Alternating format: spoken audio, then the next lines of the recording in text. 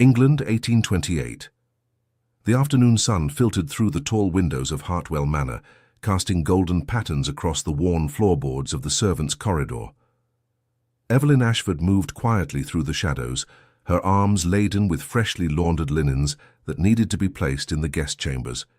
At 23, she had long grown accustomed to her peculiar position in her aunt's household, neither servant nor family, existing in that uncomfortable space between two worlds where she belonged to neither. Her mother had died when Evelyn was but 3 years old, leaving behind a daughter whose very existence spoke of shame and scandal. Lord Ashford, Evelyn's father, had never acknowledged the union with her mother. A merchant's daughter he had loved in secret, but could never claim publicly. When her mother drew her last breath, weakened by fever and a broken heart, Evelyn became a burden passed to her mother's sister, Lady Margaret Pemberton, who had married into minor nobility and never let anyone forget it. Lady Pemberton had taken Evelyn into Hartwell Manor, not out of familial affection, but out of obligation, and perhaps a twisted sense of superiority. The child served as a constant reminder that the Pemberton family stood above such scandals, that they possessed the moral fortitude to care for the unfortunate offspring of their wayward relations. Yet this charity came with a price. Evelyn was given a small room in the servants' quarters, dressed in simple grey frocks that marked her as somewhere between maid and mistress, and set to work assisting Mrs. Dawson, the head housekeeper, who had become the only mother figure Evelyn had ever truly known. Mrs. Dawson was a woman of considerable years, her hair silver as moonlight and her hands weathered from decades of service. She had taken one look at the frightened 3-year-old child brought to Hartwell Manor 20 years ago and had opened her heart completely. While Lady Pemberton issued cold commands, and her daughter Lucinda regarded Evelyn with barely concealed contempt, Mrs. Dawson had taught Evelyn to read by candlelight, had saved bits of ribbon and lace to brighten the girl's plain dresses, had held her when nightmares came. In the vast coldness of Hartwell Manor, Mrs. Dawson's quarters in the West Wing had been the only place where Evelyn felt truly safe. This particular afternoon carried an electric tension through the Manor's halls. The Duke of Ashford, Theodore Hawthorne, the most eligible gentleman in all of England, was expected within the hour. Lady Pemberton had been in a state of barely controlled excitement for weeks, orchestrating every detail of his visit with military precision. The Duke's arrival was not mere social courtesy. He came to discuss matters of significant importance to the aristocratic families of the county, matters that required the cooperation and presence of the local gentry. But Lady Pemberton had grander designs than simple cooperation. Her daughter Lucinda, at 20 years of age, was beautiful in the way that careful breeding and considerable fortune could ensure. Golden-haired and blue-eyed, with a figure that her expensive gowns displayed to perfection, Lucinda had been groomed since childhood for precisely this moment. Lady Pemberton had spent years cultivating connections, dropping careful hints in the right drawing rooms, ensuring that when the Duke of Ashford looked for a bride, Lucinda Pemberton would be foremost in his consideration. Such a match would elevate the Pemberton family to heights Lady Margaret had dreamed of since her own modest marriage to the late Sir Edmund Pemberton. Evelyn had heard the plans discussed endlessly over the past weeks. She had been instructed to remain out of sight during the Duke's visit, to keep to the servants' areas, and certainly not to present herself in any capacity that might draw attention. Lady Pemberton had been quite clear on this point, her thin lips pressed into a hard line as she delivered her orders. There was to be nothing, absolutely nothing, that might distract from Lucinda's opportunity to shine. As Evelyn climbed the servants' stairs toward the guest wing, she heard the commotion below that signaled the Duke's arrival. The sound of carriage wheels on gravel, the calling of footmen, the rustle of skirts as Lady Pemberton and Lucinda positioned themselves in the entrance hall. Evelyn paused on the landing, hidden from view by the heavy velvet curtains that divided the servants' passage from the main corridor. She knew she should not look, should not risk her aunt's wrath, but curiosity overcame caution. She had heard so much about the Duke of Ashford, about his wealth and power, his ancient title and vast estates. Some whispered that he was cold and proud, others that he was intelligent and fair. The young ladies of the county spoke of his handsome features and commanding presence in breathless tones during their afternoon calls. Through a gap in the curtains, Evelyn caught her first glimpse of Theodore Hawthorne. He was tall, his figure elegant in a coat of deep blue superfine that had certainly come from the finest London tailors.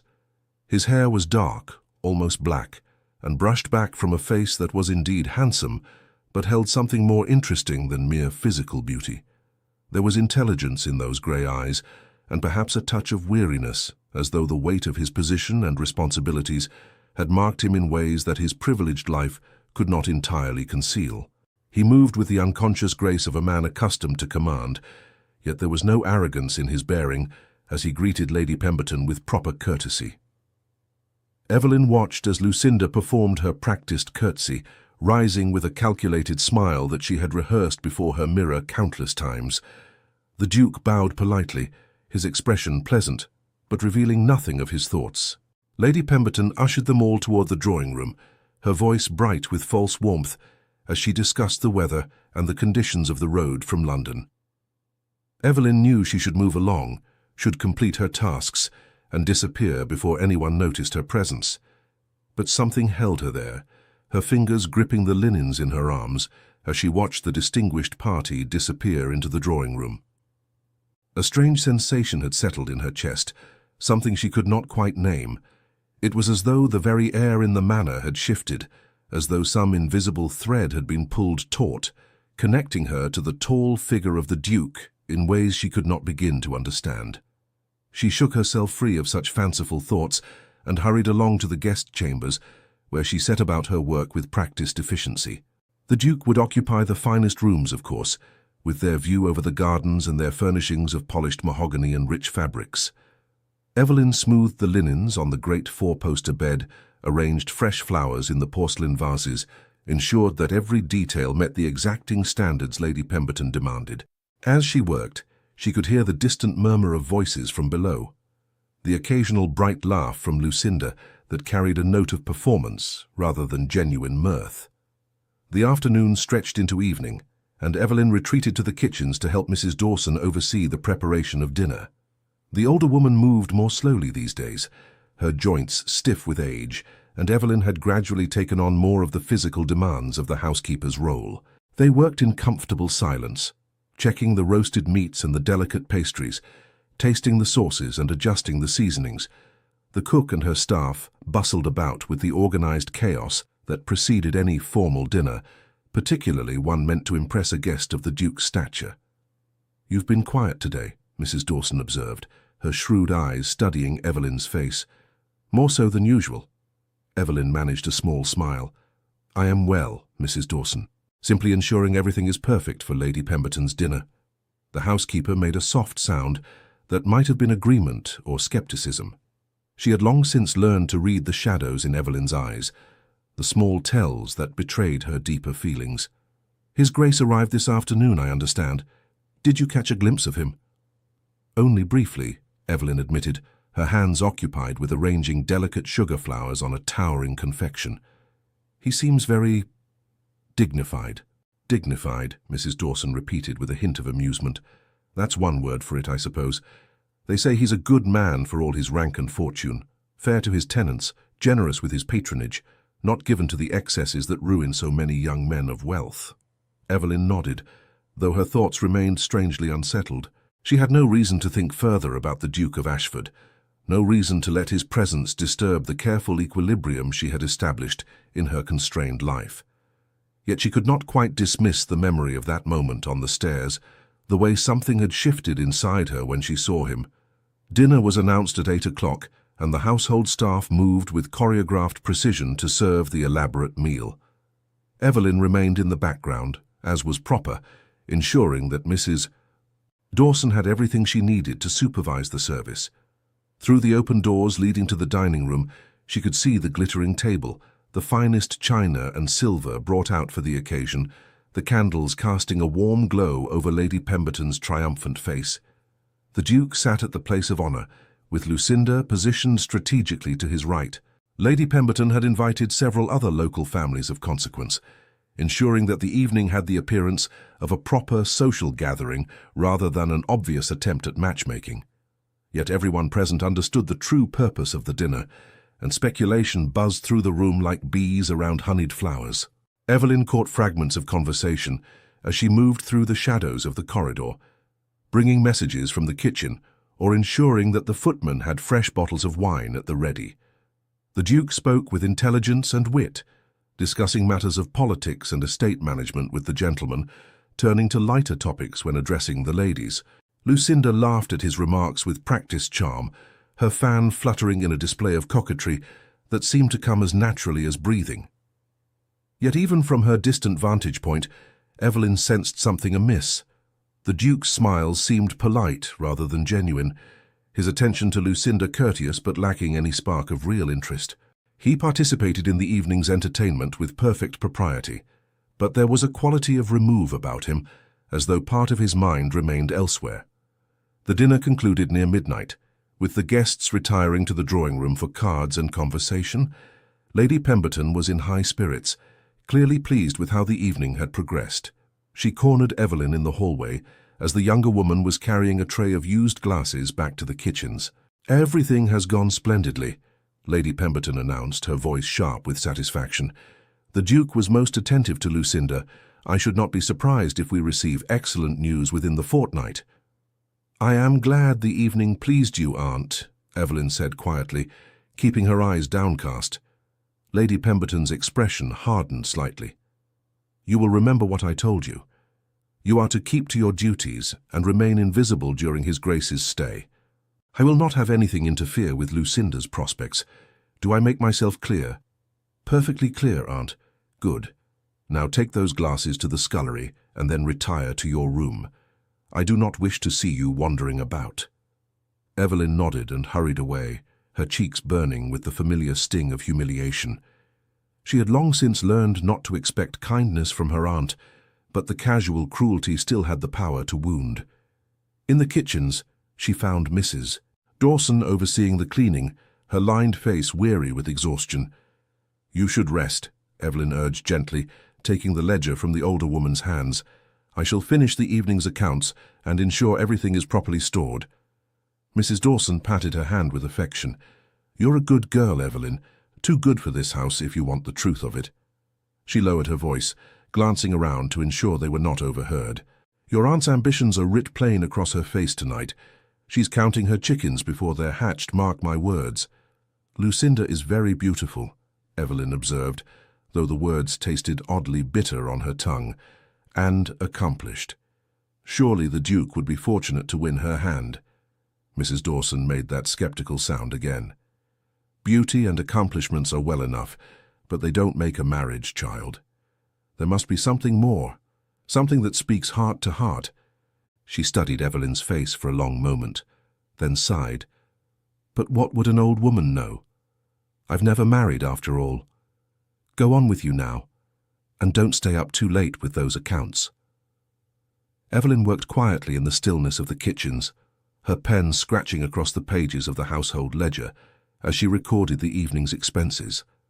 The sounds of the party had faded as the guests departed and the family retired to their chambers. Only the occasional creak of old timbers and the soft whisper of wind against the windows broke the silence. She was so absorbed in her work that she did not hear the footsteps approaching until a voice startled her from her concentration. "I beg your pardon. I did not mean to disturb you." Evelyn looked up sharply to find the Duke of Ashford standing in the doorway of the kitchens. Her heart lurched violently in her chest, and she rose so quickly that her chair scraped harshly against the stone floor. The ledger slipped from her hands and would have fallen if Theodore had not moved with surprising speed to catch it. "Your Grace," she managed, her voice barely above a whisper. She dropped into a curtsy, her mind racing with confusion and alarm. What was the Duke doing in the kitchens at this hour? Had she done something wrong? Would her aunt be furious if she discovered that Evelyn had been seen by their distinguished guest?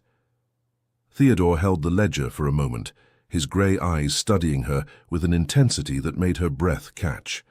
Up close he was even more striking than she had realized, his features carved with aristocratic precision but softened by something in his expression that she could not quite identify. There was a small scar above his left eyebrow, barely visible, that somehow made him seem more human, less the distant figure of wealth and power. "I found myself unable to sleep," he said, his voice low and surprisingly gentle. "I thought perhaps a glass of water might help." but I seem to have lost my way in your aunt's rather extensive manor." He smiled slightly, a self-deprecating expression that transformed his entire face. "I confess I'm not usually so poor with directions." Evelyn's hands trembled slightly as she took the ledger from him, setting it carefully on the table. "The house can be confusing, Your Grace. The original structure has been added to many times over the centuries." She moved to the pump and filled a clean glass with water, acutely conscious of his presence behind her. "Here, my lord." Theodore accepted the glass, but his attention remained fixed on her face rather than the water. "Thank you." "And you are—" "Evelyn, Your Grace. I assist Mrs. Dawson, the housekeeper." "Evelyn," he repeated as though tasting the name. "A lovely name. Are you related to the Ashfords? I noted your surname in the ledger." Heat flooded her cheeks, and she looked away, unable to meet those penetrating grey eyes. "A distant connection, Your Grace. Nothing of consequence." "I see." There was something in his tone that suggested he did indeed see, perhaps more than she wished. "You were working rather late. Does Lady Pemberton often require such dedication from her household staff?" "I do not mind the work, Your Grace. Mrs. Dawson has been very kind to me, and I'm happy to ease her burdens where I can." Theodore moved closer, setting the untouched glass of water on the table beside her ledger. "You did not attend the dinner this evening." It was not a question, but Evelyn felt compelled to answer nonetheless. "I am not— that is, it would not have been appropriate, Your Grace. My position in the household is not that of family. Yet you bear the Ashford name." His voice had dropped to barely more than a murmur, and something in its timbre sent shivers along her spine. "That seems rather more than a distant connection, does it not?"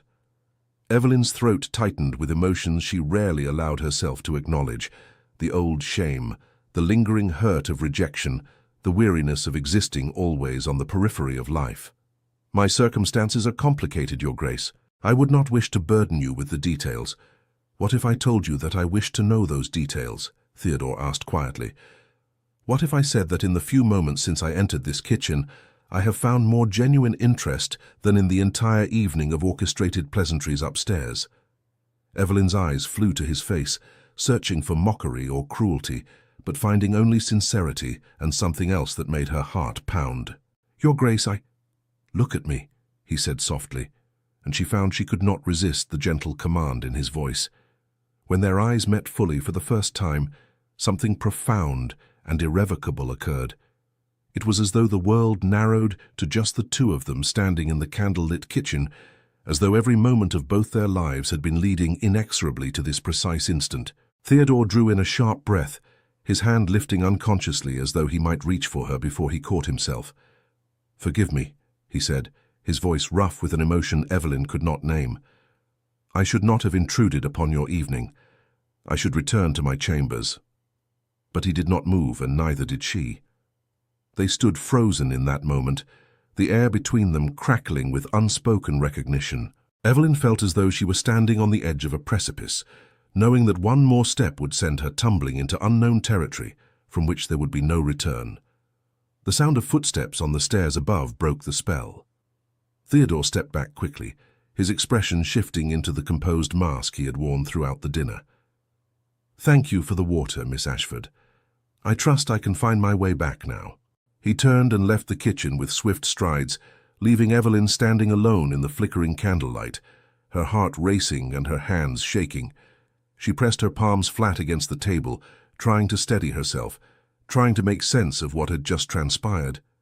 Nothing had happened, not really. A brief conversation, a shared glance. Yet everything felt different, as though the very foundations of her world had shifted beneath her feet. She did not know how long she stood there before she finally gathered the strength to extinguish the candles and make her way to her small room in the servants' quarters. Sleep eluded her for hours as she lay in her narrow bed, staring at the ceiling and reliving those few moments in the kitchen. The way Theodore had looked at her, the gentleness in his voice, the strange sense of connection that had flowed between them like an electric current. She told herself she was being foolish, that she was reading far too much into a simple encounter. The Duke of Ashford could have no real interest in the bastard niece of Lady Pemberton, the girl who existed only in the shadows of Hartwell Manor. Yet when she finally drifted into an uneasy sleep, her dreams were filled with grey eyes and a voice that spoke her name like a prayer. The following morning dawned clear and bright, with September sunshine streaming through the windows of Hartwell Manor. Evelyn rose early as always, splashing cold water on her face and dressing in her usual grey frock before making her way to the kitchens. She found Mrs. Dawson already there, overseeing the preparation of breakfast trays for the family and their guest. "You look tired, child," the housekeeper observed with concern. "Did you sleep poorly?" "I am well enough," Evelyn assured her, though the shadows beneath her eyes told a different story. She set about her morning tasks with mechanical efficiency, trying not to think about the Duke, trying not to hope that she might glimpse him again. Lady Pemberton swept into the kitchens mid-morning, her expression radiating satisfaction. "His Grace has expressed a desire to tour the grounds this afternoon. Lucinda will accompany him, of course. Evelyn, you will ensure that the rose garden is perfectly maintained and that refreshments are available in the summer house should they wish to rest there." "Yes, Aunt," Evelyn murmured, keeping her eyes downcast. "And remember what I told you," Lady Pemberton added sharply. "You are to remain out of sight. I will not have you wandering about where you might be seen." The afternoon found Evelyn in the rose garden as instructed, checking that the paths were swept clean and the flower beds immaculate. The roses were in their last full bloom before autumn would claim them, their petals ranging from palest cream to deepest crimson. She had always loved this garden, had spent many solitary hours here finding what peace she could among the fragrant blooms. It seemed cruel that even this small sanctuary was now denied to her, claimed by her aunt's ambitions for Lucinda. She heard their voices before she saw them, Lucinda's bright laugh carrying across the garden. Evelyn quickly retreated behind a tall hedge, positioning herself where she could slip away unseen once they had passed. Through the leaves, she could see Lucinda's golden hair gleaming in the sunlight, her pale blue dress the perfect complement to the garden's beauty. The Duke walked beside her, his hands clasped behind his back, his expression politely attentive as Lucinda chatted about the various plantings and their history. "Mamma has always been most particular about the roses," Lucinda was saying. "She considers them the crowning glory of Hartwell's gardens. Do you not agree, Your Grace, that they are exceptionally fine?" "They are indeed beautiful," Theodore replied, though his tone lacked enthusiasm. His gaze seemed to wander across the garden, almost as though he were searching for something or someone. They drew closer to Evelyn's hiding place, and she pressed herself against the hedge, praying they would move along before she was discovered. But fate had other designs. A thorn caught at her sleeve, and in her attempt to free herself quietly, she stumbled slightly, her foot dislodging a small stone that skittered across the path. Both Lucinda and Theodore turned at the sound. For a frozen moment Evelyn stood exposed, her face flushed with embarrassment, her grey dress drab against the vibrant colours of the garden. Lucinda's expression shifted from surprise to fury in an instant. "What are you doing here?" she demanded, her voice sharp with outrage. "Mother specifically instructed you to remain out of sight." "I was just leaving, Miss Lucinda," Evelyn said quickly, her eyes fixed on the ground. "Please forgive the intrusion." "See that you do," Lucinda snapped. "Really, the presumption is quite astounding. Come, Your Grace, let us continue our walk elsewhere. I apologize for this unseemly interruption." But Theodore was not looking at Lucinda. His gaze was fixed on Evelyn with an intensity that made her breath catch. The same recognition she had seen in the kitchen burning even brighter in the daylight. He seemed to have forgotten Lucinda's existence entirely. His attention focused solely on the young woman in the grey dress, who looked as though she wished the earth would open and swallow her whole. "Miss Ashford," he said, his voice cutting through Lucinda's irritated comments. "We meet again." Lucinda's head snapped toward him, confusion and suspicion warring in her expression. "You know her, Your Grace?" "We encountered each other briefly last evening," Theodore said, his eyes never leaving Evelyn's face. "When I lost my way in the manor's corridors." He took a step closer, ignoring Lucinda's small gasp of surprise. "Tell me, Miss Ashford, are you familiar with the roses in this garden? I confess I have some interest in horticulture and would value the opinion of someone who seems to know these grounds well." Evelyn's heart hammered against her ribs. She could feel Lucinda's furious gaze boring into her, could imagine the punishment that would follow this encounter. Yet something in Theodore's expression, some unspoken plea or challenge, made her lift her chin and meet his eyes. "I do know something of the roses, Your Grace," she said quietly. "I have tended them for many years." "Then perhaps you would be so kind as to share that knowledge," Theodore replied, and there was something in his voice that sounded almost like triumph. "Miss Pemberton, I hope you will forgive me if I detain Miss Ashford for a few moments. I find myself quite curious about the cultivation methods employed here." Lucinda's mouth opened and closed like a fish gasping for air. She had been taught many skills to attract and hold a gentleman's attention, but she had never been prepared for a situation where a duke of the realm dismissed her in favor of a bastard servant. Her face flushed an unbecoming shade of red, and her voice, when she finally found it, trembled with barely controlled rage. "But, Your Grace, I had hoped we might walk to the lake. The view is quite spectacular this time of day." "Perhaps later," Theodore said smoothly, his tone brooking no argument. "I shall return to the house shortly." It was a clear dismissal, delivered with aristocratic authority that could not be challenged. Lucinda had no choice but to curtsy stiffly and retreat, though the look she cast at Evelyn promised retribution. When she had disappeared around the hedge, Theodore turned back to Evelyn with an expression that combined relief and something darker, more intense. "Now," he said softly, "perhaps you will tell me the truth about your position in this household. And do not dissemble, Miss Ashford. I have some experience in reading people, and I know when I am being told carefully edited versions of the truth." Evelyn's hands twisted together, her instinct for self-preservation warring with an inexplicable desire to be honest with this man who looked at her as though she mattered. "It is not a pleasant story, Your Grace." "I suspect as much. Tell me anyway." And so, standing in the rose garden with the September sun warm on her face and the Duke of Ashford's steady gaze upon her, Evelyn told the story she had never shared with anyone outside Mrs. Dawson. She spoke of her mother's death, her father's refusal to acknowledge her existence, her aunt's cold charity that came with the price of invisibility.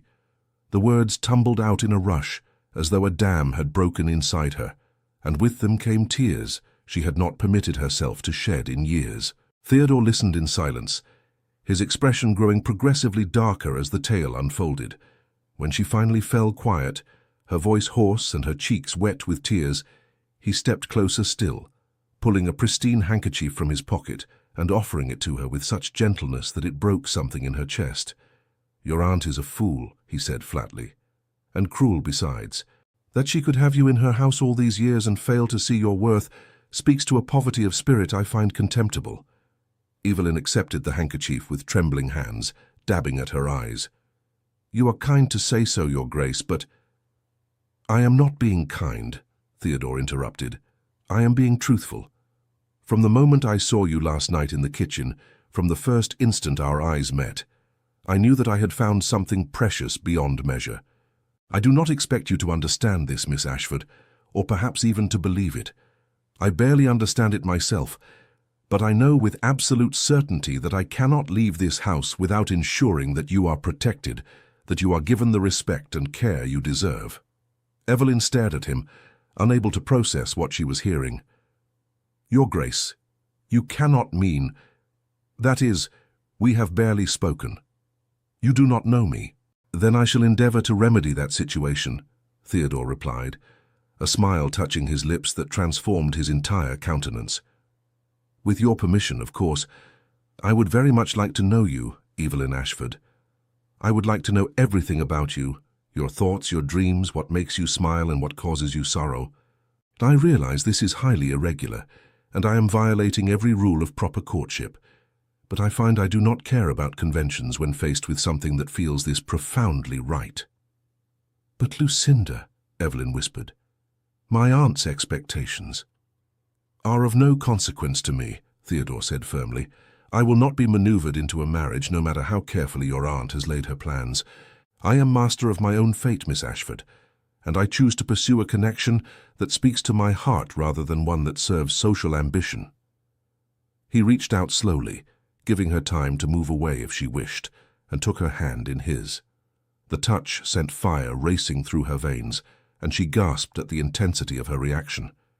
"Your Grace," she began, but he shook his head.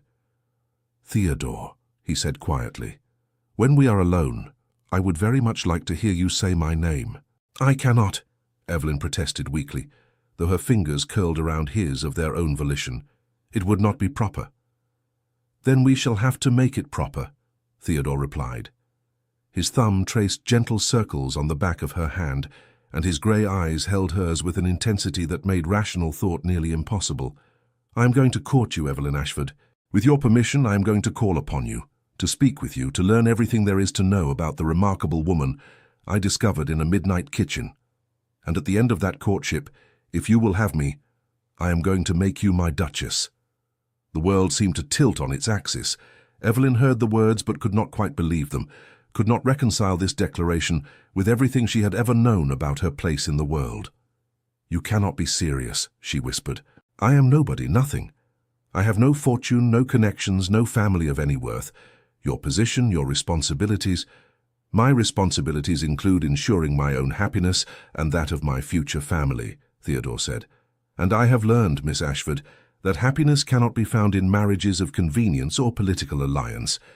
It comes from connection, from understanding, from the meeting of two souls who recognize each other across whatever distance or obstacles society might place between them." He lifted her hand to his lips, pressing a kiss to her knuckles that sent shivers racing up her arm. "I saw that recognition in your eyes last night, just as you saw it in mine. Tell me I am wrong. Tell me you felt nothing, and I will leave this place and never trouble you again." But Evelyn could not tell him that, because it would be a lie. She had felt it, that profound sense of rightness, as though all the scattered pieces of her life had suddenly aligned. She had tried to dismiss it as fantasy, as the dangerous dreaming of a girl who had learned long ago not to hope for more than survival.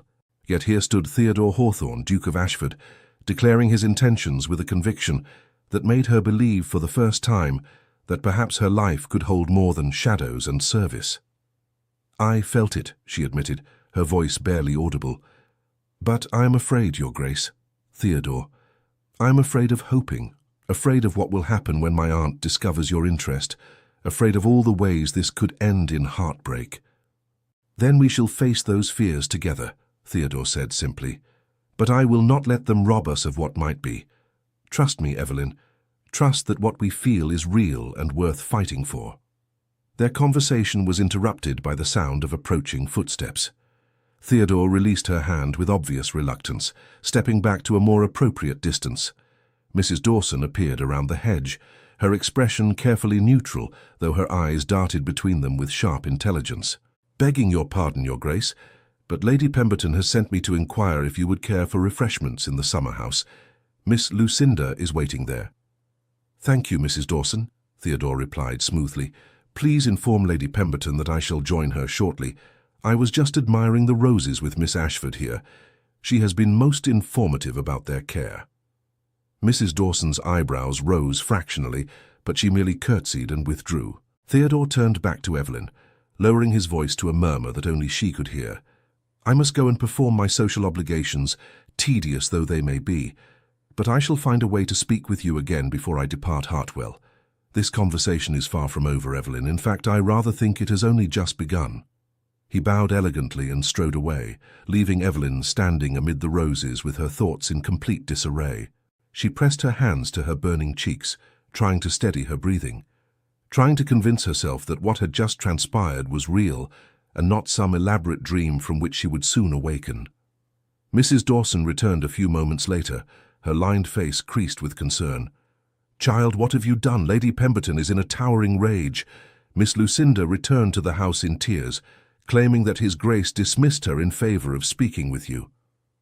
"I did nothing, Mrs. Dawson, I swear it," Evelyn said quickly. "I was trying to stay out of sight as instructed, but the Duke saw me and insisted on conversation. I could not refuse him without being impolite." The housekeeper studied her face for a long moment, and something shifted in her expression. Understanding dawned in her eyes, followed by fear. "Oh, Evelyn, Tell me you have not lost your heart to him. Tell me you are not entertaining foolish hopes." "I do not know what to tell you," Evelyn admitted, her voice breaking. "I know it is foolish, I know it is impossible, but Mrs. Dawson, when he looks at me, I feel as though I matter, as though I am not just the bastard niece, the burden, the shadow in the corner. He sees me, truly sees me, and he does not look away in disgust or dismissal." Mrs. Dawson's expression softened with compassion and sorrow. She pulled Evelyn into an embrace, holding her as she had when Evelyn was a frightened child newly arrived at Hartwell Manor. "I know, child. I know how powerful such feelings can be. But you must be careful. Men of his station do not marry girls like us, no matter how sincere their words may seem in the moment.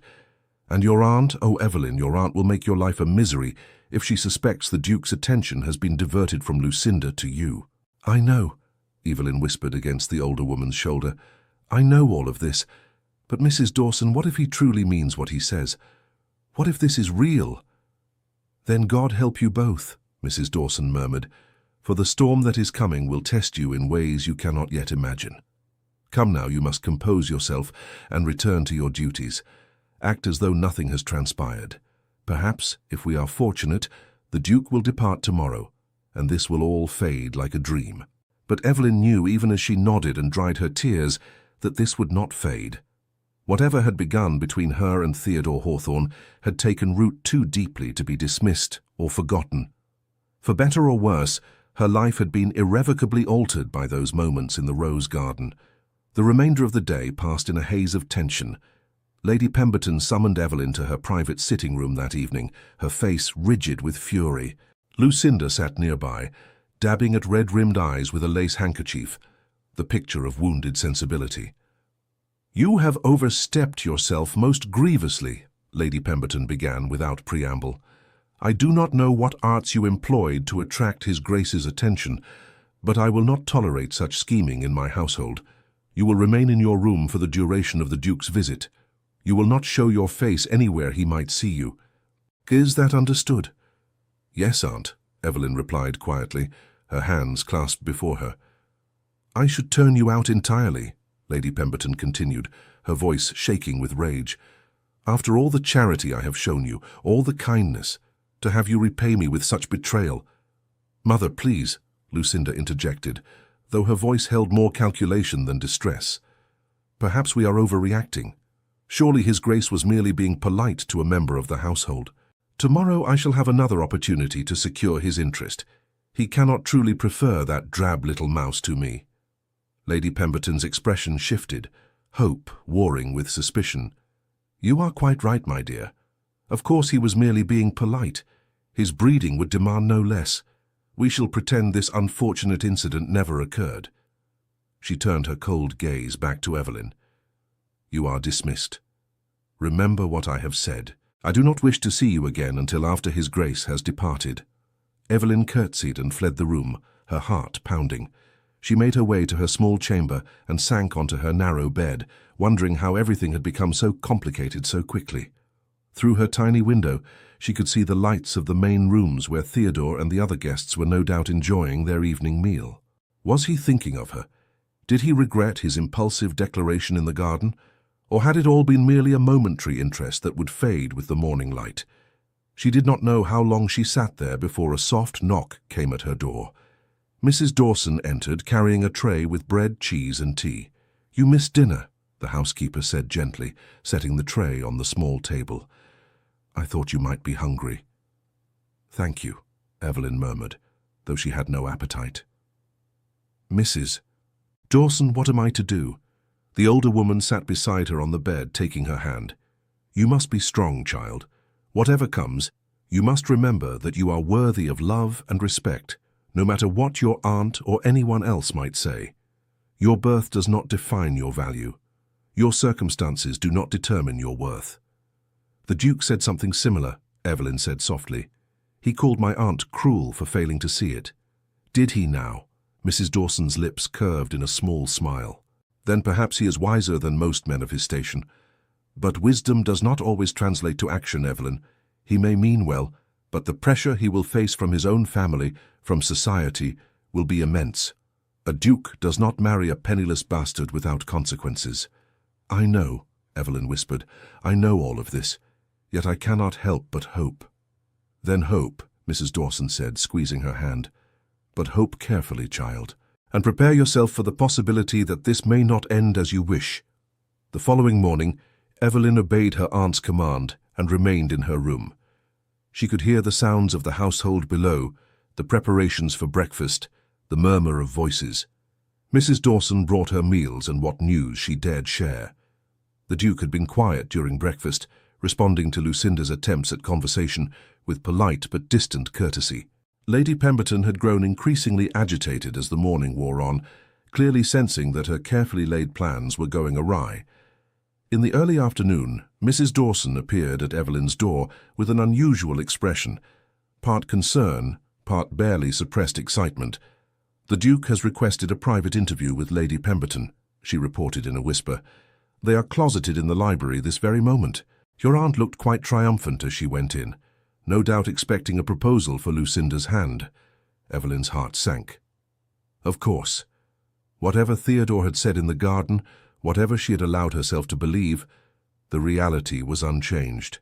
He was a duke, and dukes married eligible young ladies of fortune and breeding, not bastard nieces who existed only in the shadows.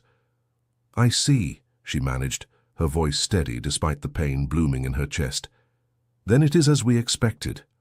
He will marry Lucinda, and life will continue as before." But Mrs. Dawson shook her head slowly, her eyes gleaming with something that might have been hope. "I am not so certain, child. His Grace's expression when he made his request did not strike me as that of a man eager to propose to Miss Lucinda. There was something else there, something determined and almost rebellious." Before Evelyn could respond, a commotion erupted below. Raised voices carried up the stairs, Lady Pemberton's shriek of outrage cutting through the afternoon quiet like a knife. Both women froze, listening to the sounds of an argument that grew progressively more heated. "How dare you?" Lady Pemberton's voice rang through the manor.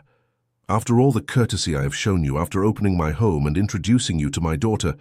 Theodore's reply was too low to distinguish, but his tone carried absolute authority.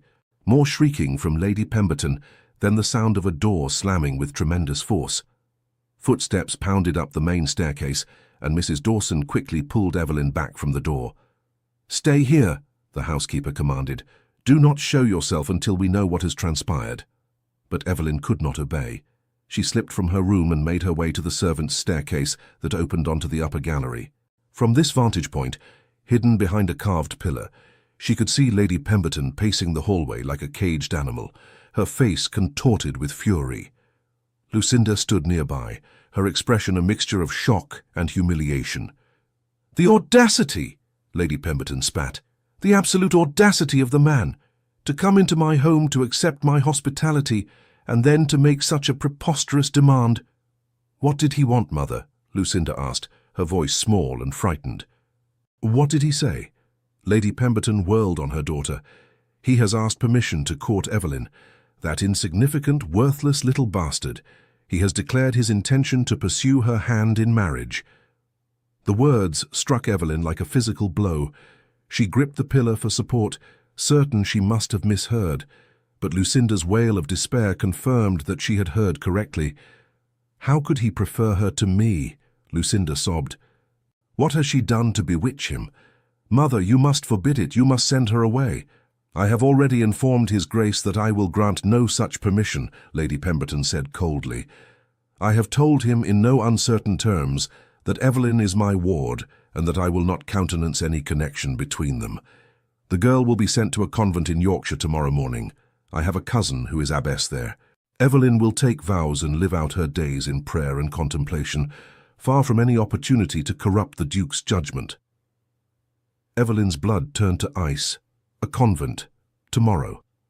Lady Pemberton meant to dispose of her as efficiently as one might discard a broken vase. The life of a nun. Perpetual enclosure. Eternal silence. The death of every hope and dream. It was a fate worse than death for someone who had already lived too much of her life in shadows. "What did the Duke say to that?" Lucinda asked, her tears forgotten in her curiosity. "He was most displeased," Lady Pemberton admitted, and there was a thread of uncertainty in her voice now. He threatened, but no, he would not dare. He may be a duke, but he cannot force me to surrender my ward against my will. The law is clear on such matters. Evelyn is mine to dispose of as I see fit until she reaches her majority, and that is still 2 years hence. Evelyn barely heard the rest of their conversation. She stumbled back to her room, her mind reeling. Theodore had been sincere. He had truly meant what he said in the garden. He had gone to her aunt and formally requested permission to court her. And now Lady Pemberton meant to lock her away in a convent to prevent any possibility of such a union. Mrs. Dawson found her some time later, curled on her bed and staring at nothing. The housekeeper's face was drawn with grief and determination. "I have heard what Lady Pemberton plans," she said without preamble, "and I will not allow it to happen. You are not going to that convent, Evelyn. Not if I have any power to prevent it." "What can you do?" Evelyn asked dully. "She is my legal guardian. She has the right to place me wherever she chooses." "Perhaps," Mrs. Dawson said slowly, "but the Duke also has rights and resources that far exceed your aunt's petty authority. He must be made aware of her intentions. If he knows that she means to send you away tomorrow, he will surely act to prevent it." "How can he?" Evelyn demanded, sitting up. "He cannot legally interfere. You said so yourself. My aunt has authority over me until I reach my majority." "There are ways," Mrs. Dawson said, her voice dropping to a whisper. "If the Duke were to claim that your aunt is acting against your best interests, if he were to bring the matter before a magistrate, he might be able to have guardianship transferred. It would cause a tremendous scandal, but it could be done, and a duke has influence that can smooth over many difficulties." "But he has already left Hartwell," Evelyn said, despair weighing down every word. "I heard his carriage depart over an hour ago. By the time word could reach him in London, I will already be on my way to Yorkshire." Mrs. Dawson's expression turned crafty. "His Grace did leave Hartwell Manor, this is true, but I have it on good authority from one of the grooms that he has taken rooms at the Red Lion Inn in the village. He told the innkeeper that he has business in the area and will remain there for several days." Hope kindled in Evelyn's chest, fragile and frightening. "He stayed, even after my aunt refused his request?" "It would seem so," Mrs. Dawson confirmed, "which suggests to me that he is not prepared to accept Lady Pemberton's decision as final. But he does not know about the convent, Evelyn. He does not know how urgently he must act." "Then someone must tell him," Evelyn said, rising from the bed with new determination. "But how? I am watched constantly, and if I tried to leave the manor, my aunt would know immediately." "You cannot go," Mrs. Dawson agreed. "But I can. Lady Pemberton has no reason to suspect me, and I often walk to the village on household business. I can carry a message to His Grace at the inn without drawing undue attention." "Mrs. Dawson, you cannot," Evelyn protested. "If my aunt discovers what you have done, she will dismiss you without a character. You will lose your position, your home." "Child, I am old," Mrs. Dawson said gently. "I have saved enough over the years to live modestly for whatever time remains to me. But you have your whole life ahead of you. I will not stand by and watch that life be buried in a Yorkshire convent, because your aunt is too proud and cruel to see what is before her eyes. You deserve happiness, Evelyn. You deserve love. And if that Duke is fool enough to offer both, then I will do whatever is in my power to help you claim them." Tears streamed down Evelyn's face as she embraced the only mother she had ever truly known. "Thank you," she whispered. "Thank you for everything you have been to me, for everything you have done." "Hush now," Mrs. Dawson said, patting her back. "Save your thanks for when you are safely wed to your Duke. Now quickly, you must write him a letter. Tell him what is planned for tomorrow. Tell him everything your aunt said. Leave nothing out." Evelyn sat at the small table and took up pen and paper with trembling hands. The words came in a rush, her neat script covering page after page as she poured out the whole terrible situation. She told Theodore of her aunt's fury, of the planned journey to the Yorkshire convent, of her fear and desperation. She told him, too, of her feelings, the connection she had felt in the kitchen, the wonder of their conversation in the rose garden, the way he had made her feel seen and valued for the first time in her life. She signed the letter simply, "Yours if you will have me, Evelyn." and sealed it with a wafer, her hands shaking so badly she could barely manage the task. Mrs. Dawson tucked the letter into her bodice and pulled her shawl around her shoulders. "I shall go to the village now. With luck, I will be back before dinner, and no one will think anything of my absence. Stay in your room, Evelyn. Do not give your aunt any cause to advance her plans or increase her vigilance." "Be careful," Evelyn pleaded. "And Mrs. Dawson, if this somehow succeeds, if by some miracle Theodore is able to prevent my being sent away, I will never forget what you have done for me. I will see that you are cared for, that you want for nothing." The housekeeper smiled, tears gleaming in her own eyes. "I want nothing more than to see you happy, child. That will be payment enough for any risk I take today." She slipped from the room, leaving Evelyn alone with her fears and her desperate hopes. The afternoon crawled by with agonizing slowness. Evelyn stood at her small window, watching the road that led to the village, praying that Mrs. Dawson would return safely, that Theodore would receive the letter, that somehow impossibly this nightmare would end in something other than her imprisonment in a convent. Darkness was falling when Mrs. Dawson finally returned. She came directly to Evelyn's room, her face flushed from her rapid walk but her eyes bright with satisfaction. "It is done," she announced quietly. "I delivered your letter into the Duke's own hands. He read it there in the inn's parlour, and Evelyn, I wish you could have seen his face. He went white as snow, and then such fury came into his eyes as I have never witnessed in a gentleman. He said, and these were his exact words, 'Tell Miss Ashford that she is not to fear. Tell her that I will come for her, and no power on earth will prevent me from claiming her as my own.'" Evelyn pressed her hands to her mouth, torn between laughter and tears. "He truly said that?" "Upon my word," Mrs. Dawson confirmed. "And then he called for his secretary and began issuing orders like a general preparing for battle. He was writing letters even as I left, dispatching riders to London and elsewhere. Whatever he plans, it will be swift and decisive." "But what can he do?" Evelyn asked, pacing the small confines of her room. "My aunt plans to send me away at first light. Even if Theodore rides here tonight, she will not let him see me. She will not be moved by his arguments or his demands." "Then we must ensure she has no opportunity to send you away," Mrs. Dawson said thoughtfully. "We must delay the departure somehow, give His Grace time to arrive with whatever solution he has devised." "How can we delay it? My aunt is determined—" "Leave that to me," Mrs. Dawson said, her expression turning mischievous in a way that made her look decades younger. "I have a few tricks yet at my disposal. Now, you must eat something and try to rest. Tomorrow will be a long day, one way or another." But rest proved impossible. Evelyn lay in her narrow bed, staring at the ceiling, her mind racing through 100 scenarios, each more improbable than the last. How could Theodore possibly arrive in time? What power did he have to prevent Lady Pemberton from exercising her legal rights as guardian?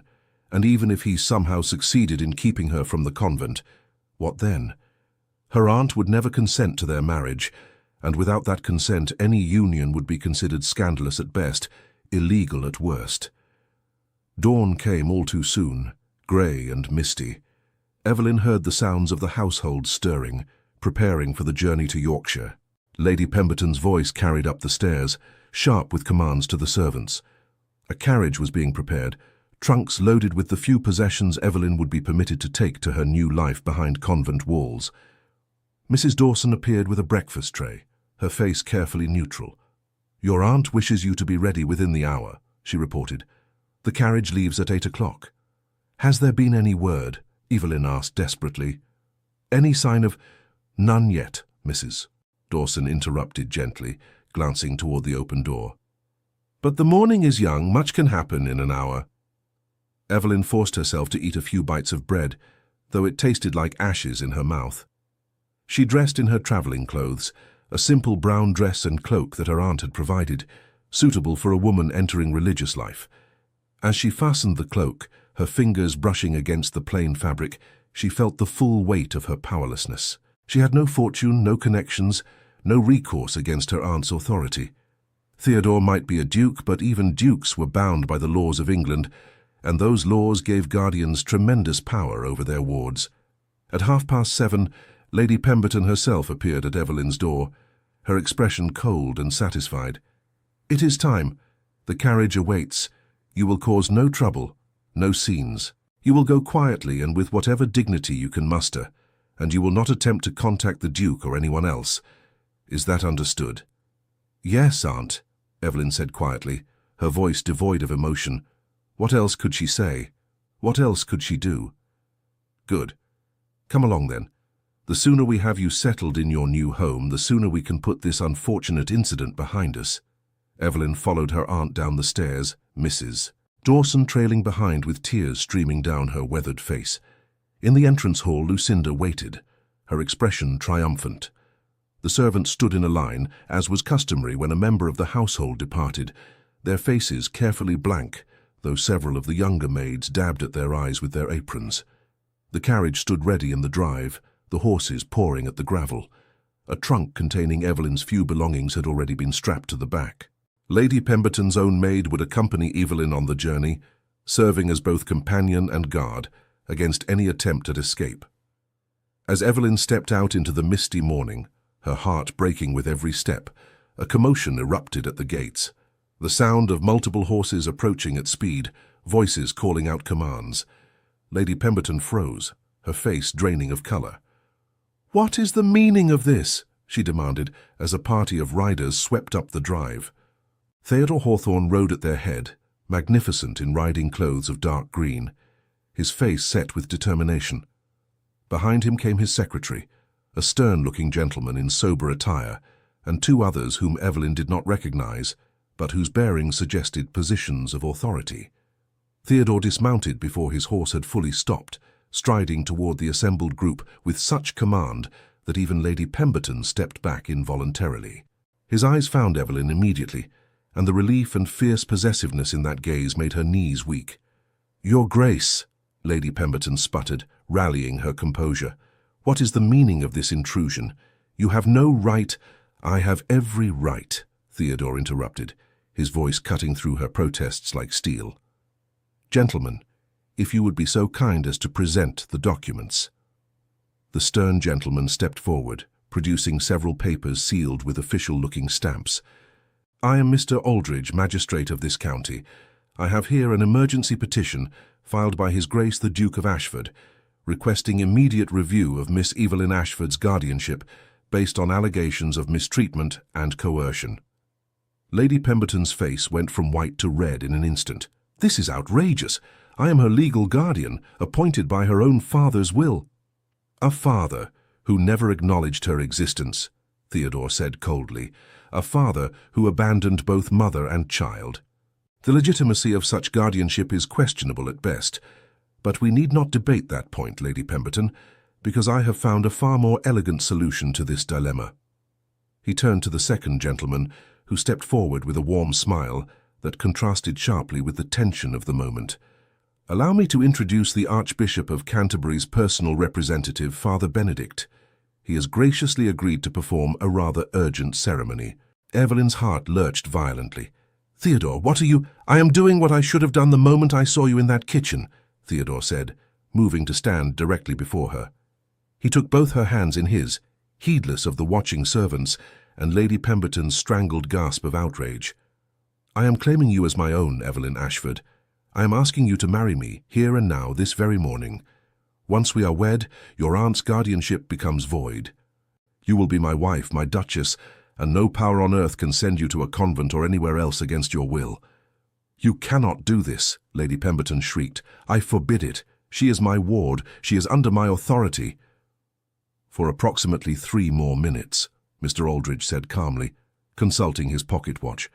"After which time, if Miss Ashford consents to this marriage, her status will change irrevocably. Your Grace, perhaps we should proceed. Time, as they say, is of the essence." Theodore's eyes never left Evelyn's face. "What say you, my dear? Will you have me? Will you trust me enough to take this leap together? I know we have known each other for barely 2 days. I know this is mad and impulsive and contrary to every rule of proper courtship. But I also know that what I feel for you is real and true, and that I will spend the rest of my life proving myself worthy of the gift of your love." Evelyn's vision blurred with tears. Around her she could hear Lady Pemberton's continued protests, Lucinda's wails of dismay, Mrs. Dawson's soft weeping. But all of it faded to insignificance beside Theodore's steady gaze, the warmth of his hands clasping hers, the promise she saw written in every line of his handsome face.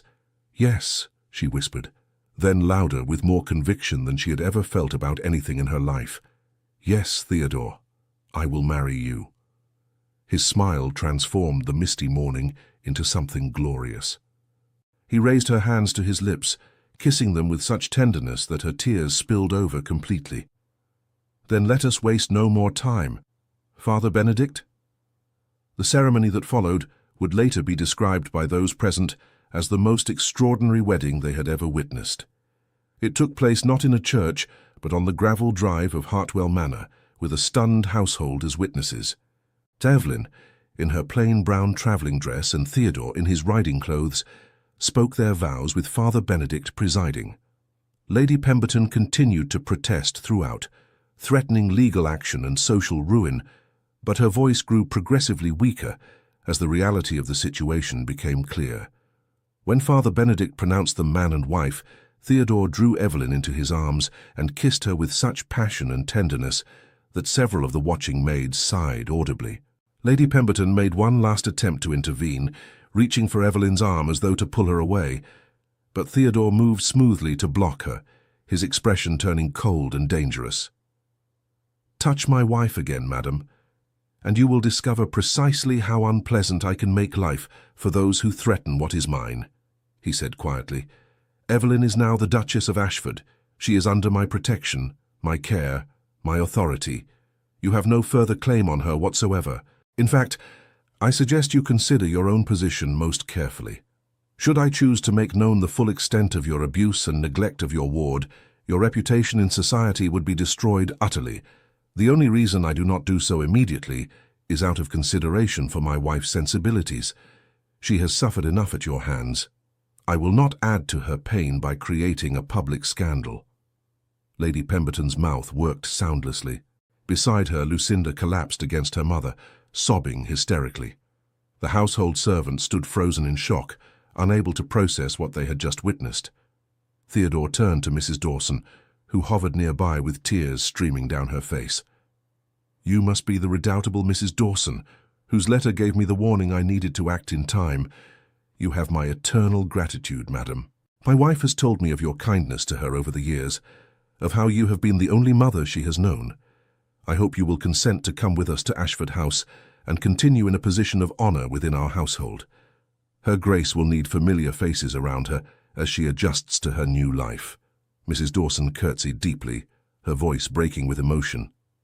"It would be my greatest privilege, Your Grace." "Excellent. Gather your things and you shall travel with us in the ducal carriage." Theodore looked around at the assembled servants. In fact, any member of this household who wishes to seek employment with the Duke of Ashford need only present themselves at Ashford House within the fortnight. I suspect Her Grace will wish to surround herself with friendly faces, and I can always use good staff who have shown loyalty and kindness to those in need. Several of the younger servants exchanged hopeful glances, while Lady Pemberton looked as though she might swoon. Theodore ignored her completely, turning his attention back to Evelyn. "Come, my dear wife," he said gently, offering her his arm. "Let us leave this place and begin our new life together. I have a special license that will allow us to formalize our marriage in London tomorrow, and then we shall journey to Ashford House in Hampshire. I think you will find it a far more welcoming home than you have known here." Evelyn placed her hand on his arm, still feeling as though she were moving through a dream. "But my things can be sent for later, or replaced entirely," Theodore said dismissively. "You need nothing from this house, Evelyn. Everything you require will be provided. I promise you, you will never want for anything again." As they walked toward the magnificent carriage bearing the Ashford coat of arms, Evelyn glanced back once at Hartwell Manor. Lady Pemberton stood rigid with fury and humiliation, Lucinda weeping dramatically beside her. The servants milled about in confusion, their carefully ordered world thrown into chaos. Only Mrs. Dawson moved with purpose, hurrying toward the house to collect her belongings so she might join them. "Do you regret it?" Theodore asked softly as he handed her into the luxurious carriage. "The manner of our marriage, the abruptness of it all?" Evelyn settled onto the plush velvet seats, looking up at the man who was now her husband. "I regret nothing," she said honestly. "I am terrified and overwhelmed, and I can scarcely believe any of this is real. But I do not regret it." Theodore took the seat beside her, pulling her close against his side. "Good, because I meant every word I said in the garden, Evelyn. I will spend the rest of our lives ensuring that you are loved and cherished and honored as you deserve. You will never again be the forgotten niece, the bastard child, the shadow in the corner. You are my Duchess, my partner, my heart, and I will make certain that all of England knows your worth." Mrs. Dawson joined them shortly, her few possessions hastily packed into a valise. As the carriage rolled down the drive away from Hartwell Manor, Evelyn felt as though she was shedding an old skin, leaving behind years of pain and rejection. She pressed closer to Theodore's warmth, marveling at the strength of the arms that held her, the steady beat of the heart beneath her ear. The journey to London passed in a blur. Theodore seemed determined to use every moment to learn more about his new wife, asking questions about her childhood, her interests, her dreams. Evelyn found herself talking more freely than she ever had, the words flowing easily under his gentle encouragement. He listened with complete attention, his expression alternating between tenderness, when she spoke of happy memories with Mrs. Dawson, and fury when she touched on her aunt's cruelties. They stopped at the finest inn along the route, where Theodore had arranged for rooms prepared in advance. The innkeeper nearly fell over himself, bowing and scraping before the Duke and his new Duchess, ushering them to the best chambers with a flurry of apologies for the inadequacy of his humble establishment. That evening, as Evelyn stood at the window of their shared suite, watching the sun set over the rolling countryside, Theodore came to stand behind her. His arms encircled her waist, and he rested his chin on top of her head. "Are you happy?" he asked quietly. Evelyn turned in his embrace, looking up into those grey eyes that had seen her truly from the very first moment. "I am more than happy. I am in awe. Yesterday I thought my life was over, that I would be locked away in a convent with no hope of escape. Today, I am a duchess, married to a man who looks at me as though I am precious beyond measure. It feels like a fairy tale. Then I shall endeavor to ensure our story has the happiest of endings," Theodore murmured, lowering his head to capture her lips in a kiss that promised everything: passion, devotion, partnership, love. They arrived in London the following afternoon, where the formalities of their marriage were repeated in a small private ceremony at one of the city's most prestigious churches.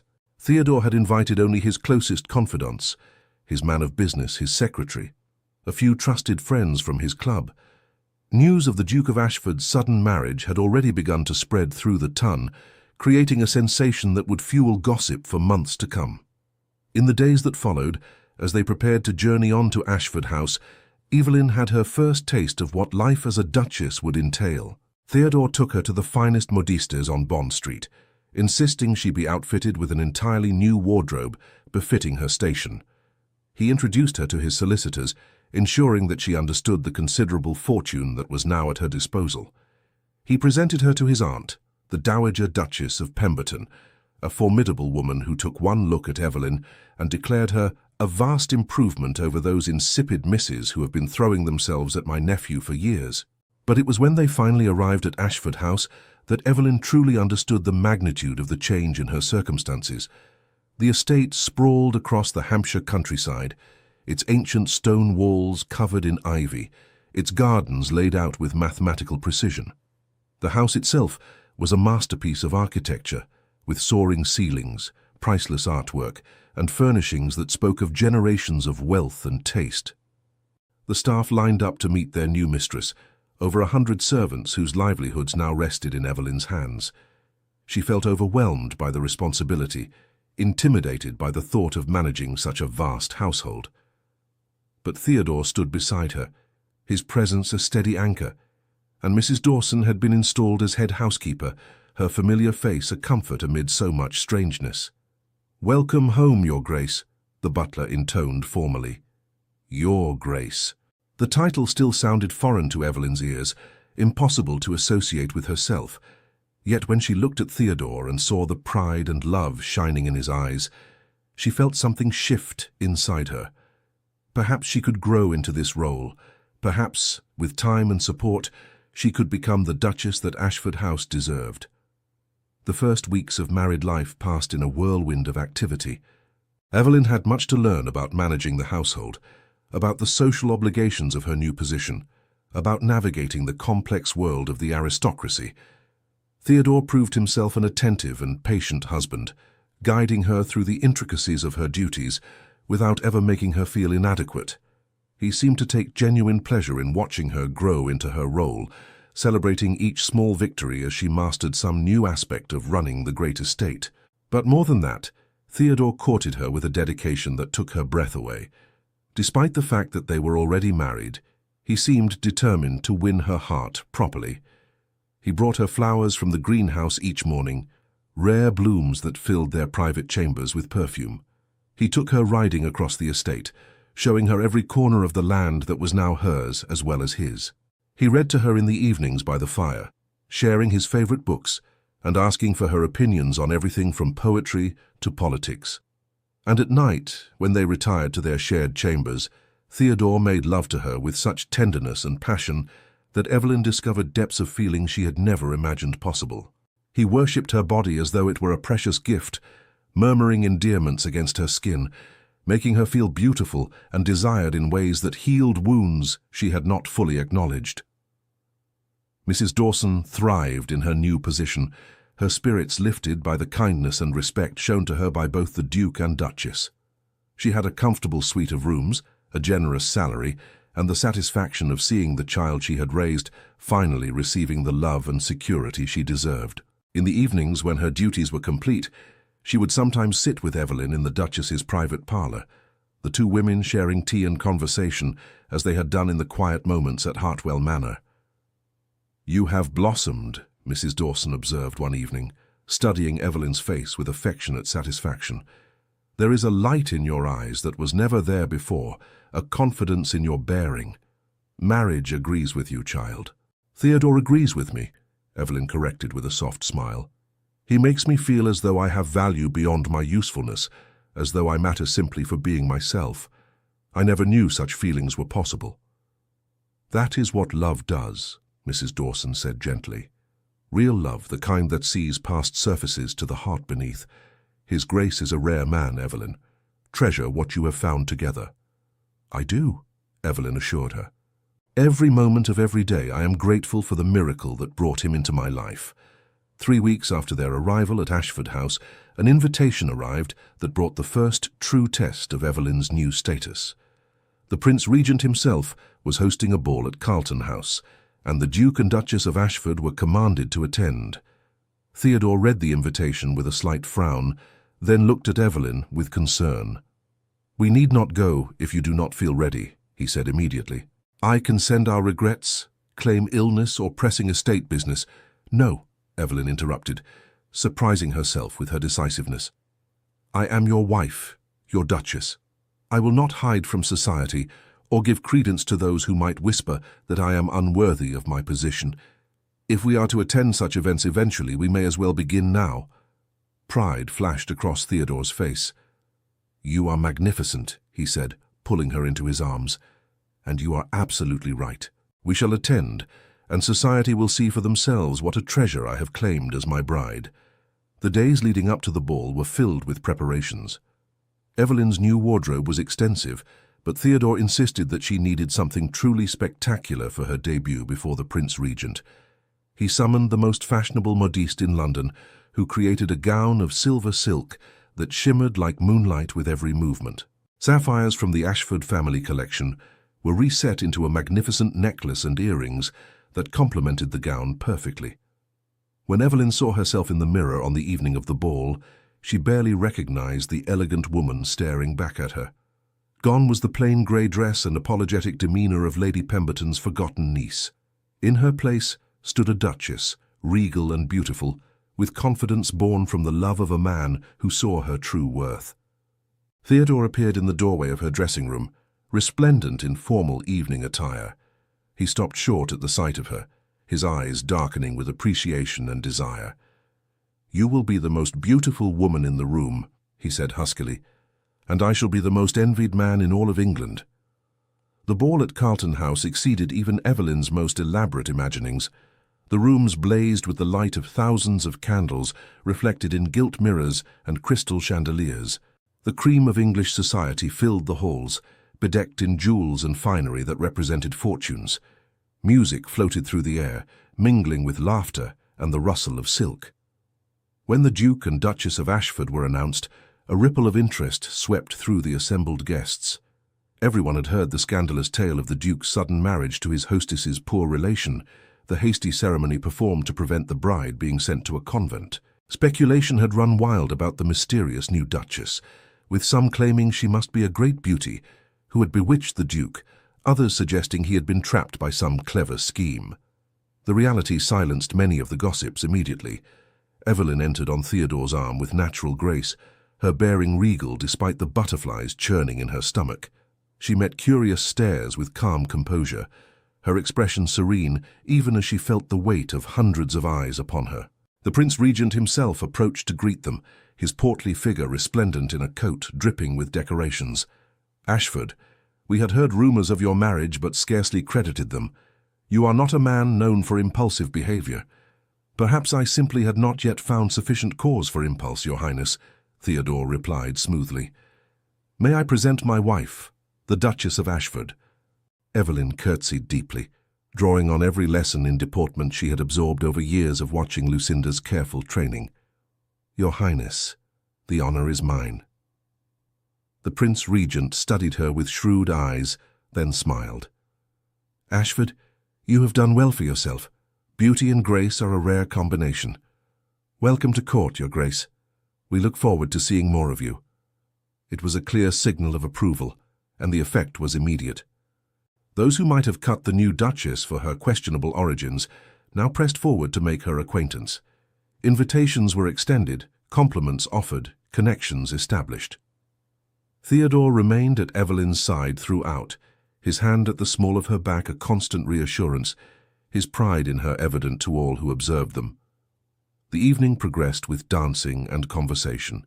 Evelyn found herself surprised by how much she enjoyed the experience, the music and movement, the stimulation of meeting new people and navigating complex social dynamics.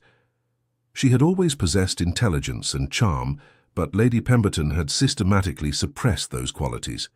Now, with Theodore's support and encouragement, they emerged fully. Late in the evening, as Evelyn stepped away to the ladies' retiring room to adjust a pin in her hair, she encountered Lady Pemberton and Lucinda. The sight of them sent a jolt through her system, all her newfound confidence wavering for a moment. Her aunt looked older, her face pinched with bitterness, while Lucinda appeared wan and lifeless, her beauty dimmed by unhappiness. They stared at each other in frozen silence for a long moment. Then Lady Pemberton drew herself up, preparing to deliver some cutting remark, but Evelyn spoke first. "Aunt Margaret, Lucinda, I hope you are both well." The simple courtesy, delivered with genuine concern, seemed to rob Lady Pemberton of her planned attack. She deflated slightly, her eyes dropping from Evelyn's face. "You look well," she admitted grudgingly. "The Duchess of Ashford. I suppose you are quite satisfied with yourself." "I am satisfied with my life," Evelyn replied gently. "But I take no pleasure in your distress, Aunt. Despite everything, you gave me a home when I had none. I am grateful for that, even if the rest was difficult." "Grateful," Lady Pemberton repeated bitterly. "You stole the match I had arranged for Lucinda, destroyed our family's prospects." "I stole nothing," Evelyn interrupted firmly. "Theodore made his own choice, as was his right. He did not want Lucinda, Aunt. He wanted me. That is neither my fault nor my triumph over you. It simply is." Lucinda spoke for the first time, her voice small and broken. "Why did he choose you? What do you have that I do not?" Evelyn looked at her cousin with compassion. "I cannot answer that question, Lucinda. I can only tell you that genuine affection cannot be manufactured or coerced. It either exists or it does not. You are beautiful and accomplished, and you will find a gentleman who values those qualities and loves you for yourself. But Theodore was never meant to be that gentleman." She moved past them toward the door, then paused and looked back. "If you ever have need of assistance, Aunt, you need only write to me. Despite our history, I bear you no ill will. I hope you can find peace and happiness in your own lives, as I have found in mine." She left them standing in stunned silence and returned to the ballroom, where Theodore waited with barely concealed impatience. The moment he saw her, relief flooded his features. "I was beginning to worry," he admitted, drawing her back onto the dance floor. "You were gone rather longer than expected." "I encountered my aunt and Lucinda," Evelyn explained, as they moved through the figures of a waltz. "It was not as terrible as I feared. I think perhaps we have reached an understanding of sorts." Theodore's expression turned fierce. "If they upset you—" "They did not," Evelyn assured him. "In fact, I found that facing them no longer holds the power it once might have. I am not the frightened, powerless girl I was at Hartwell Manor. I am your wife, your Duchess, and I know my own worth now. They cannot take that from me." "No," Theodore agreed, pulling her fractionally closer than the dance strictly required. "They cannot. You are extraordinary, Evelyn, do you know that? In the space of a few short weeks, you have transformed from a woman who existed in shadows to one who commands every room she enters. I am in awe of your strength." "I had good reason to find that strength," Evelyn murmured, her eyes locked with his. "I had you believing in me, seeing me as I truly am. That makes all the difference." As the ball drew to a close and they prepared to depart, Evelyn reflected on how far she had travelled from that afternoon in Hartwell Manor's kitchen. She had been nothing then, nobody, existing only on the periphery of life. Now she stood at the centre of her own story, loved and honoured, her future stretching out before her bright with possibility. The carriage ride home to Ashford House was peaceful. Evelyn nestled against Theodore's side, both of them weary but content. The house welcomed them with warm light spilling from the windows, servants waiting to attend to their needs, Mrs. Dawson there to inquire how the evening had proceeded. "It was perfect," Evelyn told her, squeezing the older woman's hands. Everything was absolutely perfect. Later, in the privacy of their chambers, as Theodore helped her remove the sapphires and began unlacing her gown, Evelyn caught sight of their reflection in the mirror. The Duke and Duchess of Ashford, united in love and partnership, their future together assured. "Do you have any regrets?" Theodore asked quietly, echoing his question from their wedding day. "About the speed of our marriage, the unconventional nature of our courtship." Evelyn turned in his arms, reaching up to cup his face in her hands. "My only regret is that I did not meet you sooner, that I spent so many years without knowing such happiness was possible. But perhaps we needed to wait for precisely the right moment, the right circumstances. Perhaps everything happened exactly as it was meant to." "I like that philosophy," Theodore murmured, lowering his head to kiss her. "It suggests that every difficulty we faced, every obstacle overcome, led us inevitably to each other." "Precisely," Evelyn agreed. "And now we have the rest of our lives to build something beautiful together." The months that followed established a pattern of happiness that Evelyn had never imagined possible. She grew into her role as Duchess with increasing confidence, managing the vast household with skill and introducing innovations that improved the lives of both servants and tenants. She established a school for the estate children, ensuring they received education regardless of their family's circumstances. She created programs to support the elderly and infirm, drawing on her own experiences of vulnerability to inform her charity.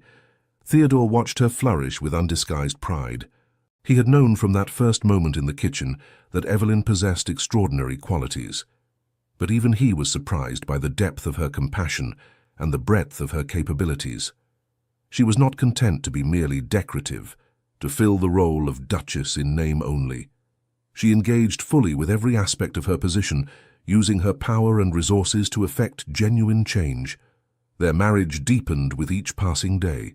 They learned each other's habits and preferences, developed private jokes and shared rituals. Theodore discovered that Evelyn had a talent for music, though she had rarely been permitted to practice at Hartwell Manor. He installed a magnificent pianoforte in the music room and hired the finest teachers, delighting in the sounds of her playing that filled the house each afternoon. Evelyn learned that Theodore, for all his ducal authority, harbored a love of poetry and philosophy that he rarely shared with others. She spent evenings listening to him read aloud, discussing the ideas and themes, challenging his interpretations with her own sharp intelligence. He came to rely on her counsel in matters both personal and political, valuing her insights and her unique perspective, born from years of observation from society's margins. 6 months after their marriage, Evelyn discovered she was carrying their first child. The news sent Theodore into transports of joy, tempered by fierce protectiveness. He hovered anxiously, insisting she rest more than she wished, summoning the finest physicians from London to ensure her health and comfort. "You are being ridiculous," Evelyn told him fondly when he tried to prevent her from walking in the gardens. "Women have been bearing children since the dawn of time. I am perfectly healthy and capable of moderate exercise." "You are not just any woman," Theodore replied stubbornly. "You are my wife, the love of my life, and I will not take any chances with your well-being." "Then walk with me," Evelyn suggested, taking his arm. "Keep me company and cease this fretting. Our child needs a father who is calm and confident, not one who starts at every shadow." Theodore laughed despite himself. "When did you become so wise?" "I have always been wise," Evelyn teased. "You're only just now noticing." They walked through the rose gardens, now in the full bloom of early summer. The flowers reminded Evelyn of that afternoon at Hartwell Manor, the moment when Theodore had looked into her eyes and seen her truly for the first time. So much had changed since then, yet the essential truth remained the same. They had recognized each other as kindred spirits, two halves of a whole, finally united. "Do you ever think about what your life might have been if I had not wandered into that kitchen?" Theodore asked quietly, his hand covering hers where it rested on his arm. "Sometimes," Evelyn admitted. "I would have been sent to the convent, lived out my days in silence and isolation. But Theodore, I try not to dwell on what might have been. I prefer to focus on what is. This beautiful life we have built together, the future we are creating. That is real and precious. Everything else is merely shadow." "You are wiser than I deserve," Theodore murmured, bringing her hand to his lips. "But I am grateful beyond measure that fate brought us together, however unlikely our meeting might have seemed." The child, a daughter they named Catherine, was born on a crisp autumn morning, her first cries filling Ashford House with joy. Theodore wept openly when he held his daughter for the first time, overcome by love and wonder. Evelyn watched her husband cradling their child and felt her heart swell with emotions almost too powerful to contain. "She is perfect," Theodore whispered, tracing his finger along Catherine's tiny hand. "Absolutely perfect." "She is ours," Evelyn replied simply. "And she will grow up knowing she is loved and valued, that her worth is inherent and not dependent on circumstances of birth or fortune. We will give her everything we can, Theodore, love and security and the freedom to become whoever she is meant to be." "Yes," Theodore agreed fervently. "She will never doubt her place in this world, never question whether she is wanted or worthy. She will have what you were denied, Evelyn, a childhood of safety and affection." Mrs. Dawson, now showing the effects of age but still sharp as ever, became Catherine's devoted nursemaid. She rocked the baby for hours, singing the same lullabies she had once sung to Evelyn. The circle of love and care continued across generations, healing old wounds and creating new bonds. As Catherine grew from infant to toddler, Ashford House rang with her laughter and the patter of small feet. Evelyn and Theodore marveled at every milestone, from her first smile to her first steps. They filled her nursery with books and toys, determined to nurture her curiosity and intelligence. And when she was old enough to ask questions, they answered honestly, explaining that while the world could sometimes be unkind, love and determination could overcome even the greatest obstacles. 3 years after Catherine's birth, a son arrived, Charles, named for Theodore's late father. And 2 years after that, another daughter, Margaret, named in a gesture of reconciliation for Evelyn's aunt. The nursery grew crowded with children's voices, the estate alive with the next generation of Hawthorns. Lady Pemberton, who had maintained a stiff distance after that encounter at the ball, softened when news of little Margaret's name reached her. She sent a letter, awkward and stilted but genuine in its emotion, thanking Evelyn for the gesture and expressing regret for her past treatment. It was not a full apology, perhaps, but it was a beginning. Evelyn wrote back warmly, inviting her aunt to visit Ashford House and meet her great-nieces and nephew. The visit, when it occurred, was tense at first, but gradually eased into something approaching family harmony.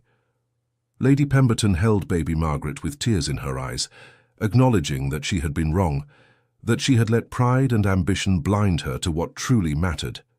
Lucinda, who had eventually married a respectable baronet, came as well. She and Evelyn would never be close, but they achieved a cordial relationship based on mutual respect if not affection. The past could not be erased, but it could be accepted and moved beyond. 10 years after that fateful afternoon in Hartwell Manor's kitchen, Evelyn stood in the portrait gallery of Ashford House, studying the new painting that had just been hung. It depicted the Duke and Duchess with their 3 children, captured by one of England's finest artists. Theodore stood tall and proud, his hand resting on young Charles's shoulder. Evelyn sat in an elegant chair, baby Margaret in her arms, while Catherine stood beside her mother, her expression already showing signs of the intelligence and character she would carry into adulthood. "It is quite good, is it not?" Theodore said, coming to stand beside his wife, "though I think it fails to capture your true radiance." Evelyn laughed. "You are biased, husband." "Undoubtedly," Theodore agreed, slipping his arm around her waist. "But I have earned the right to my bias through years of devotion and observation.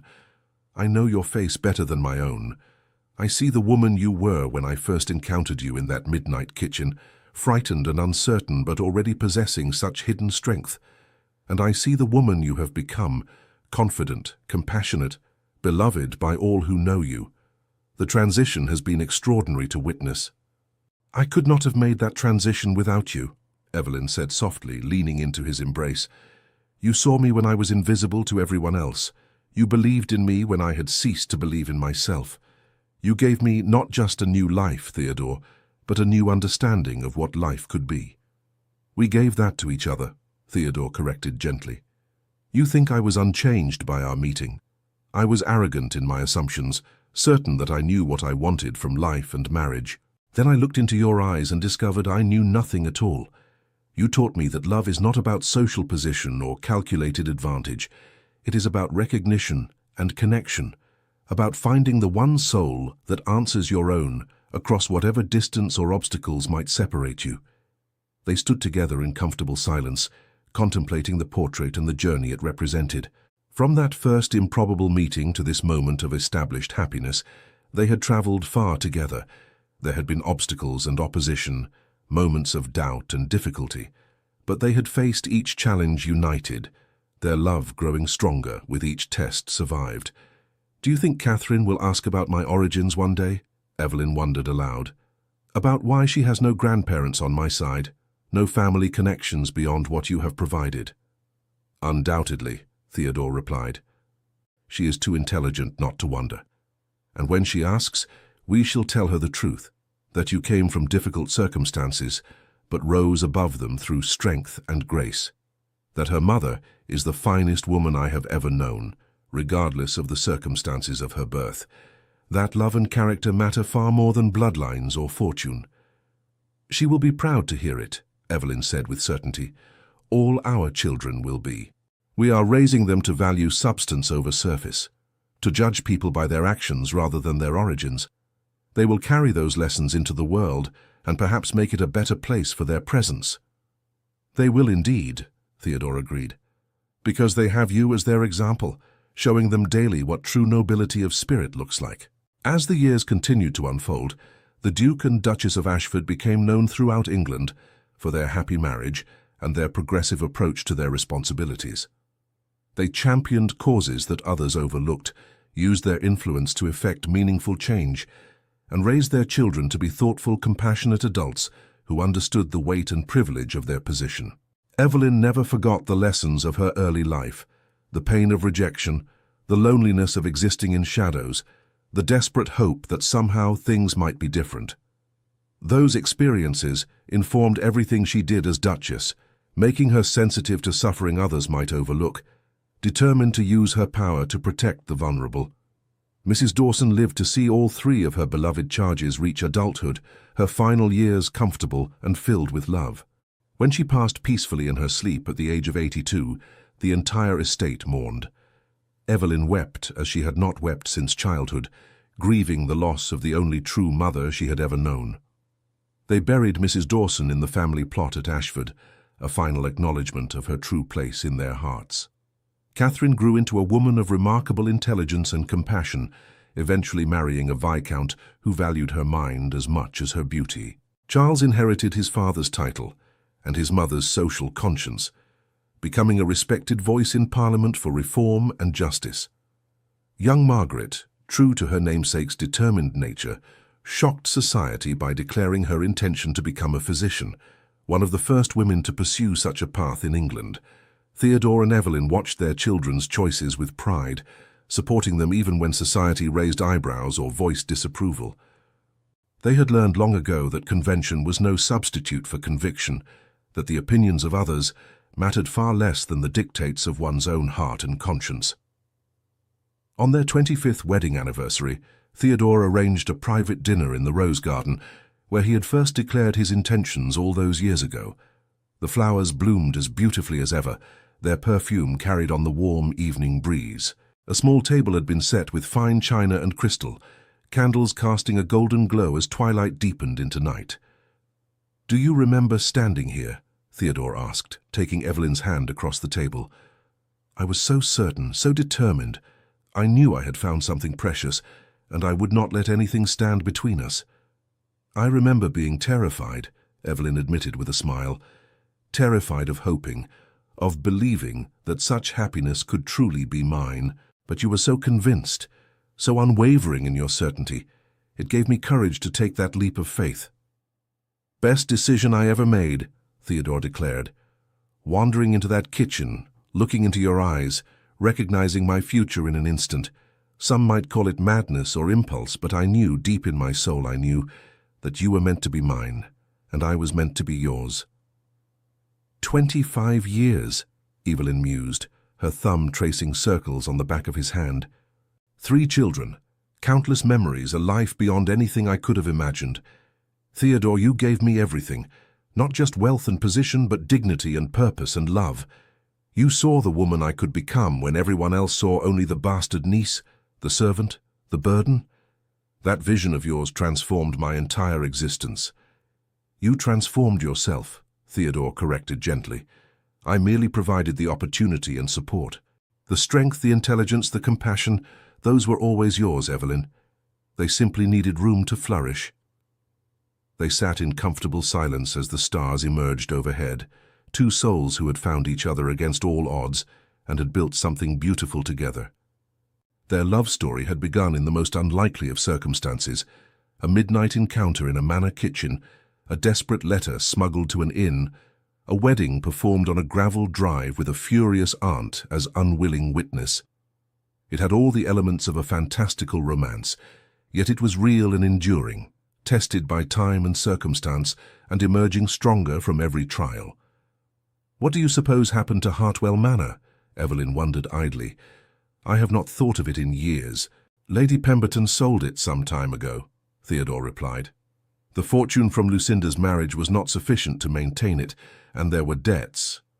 I believe she now lives quietly in Bath with a small household. By all accounts, she is not unhappy." "I am glad," Evelyn said sincerely. "I do not wish ill on anyone, not even those who wronged me. Life is too short and too precious for such bitterness." "Another lesson for our children," Theodore observed. "Forgiveness and grace, even when neither is strictly deserved. You have taught them well, my love." As the evening drew to a close and they made their way back to the house, arm in arm as they had walked 1,000 times before, Evelyn reflected on the extraordinary journey her life had taken. From invisible servitude to honored duchess, from despair to profound joy, from isolation to the warm embrace of family and love. It seemed impossible that one chance encounter could lead to such transformation, yet here she stood, living proof that miracles could occur even in the most ordinary of moments. The forgotten niece had become the cherished duchess, the bastard child had become the beloved wife and mother. The shadow in the corner had stepped fully into the light and claimed her place in the world.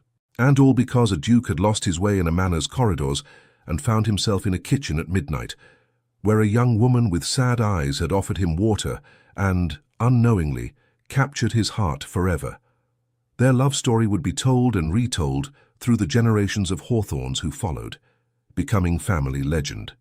The portrait in the gallery would be preserved and treasured, a reminder of where they had begun and what they had built together. And long after they had both passed from this world, the legacy of their unlikely union would endure. In the lives they had touched, the changes they had championed, the children and grandchildren who carried forward their values of compassion, courage, and the transformative power of love. For in the end, that was the true fairy tale. Not that a duke had married beneath his station, but that two people had recognized each other across the artificial barriers of society and had chosen love over convention, connection over calculation, hope over fear. They had proven that worth was not determined by birth or circumstance, that every person possessed inherent dignity and value waiting to be acknowledged and honored. And they had lived happily ever after, not because their life was perfect or free from challenge, but because they had faced every difficulty together, their love a constant anchor in an ever-changing world. That ultimately was the greatest gift they had given each other, the assurance that whatever might come, they would never again face it alone. Thank you for staying with us until the end of this emotional journey. If this story touched your heart, we invite you to subscribe, like, comment, and share our channel. Your support inspires us to keep creating more stories of love, redemption, and breathtaking twists. Help us reach our first 1,000 subscribers, and together we'll continue sharing tales that warm the heart. At the end of this video, you'll see a suggestion for another of our historical stories. Click and let yourself be enchanted by another unforgettable tale. With all our gratitude, Echoes of Romance, the end.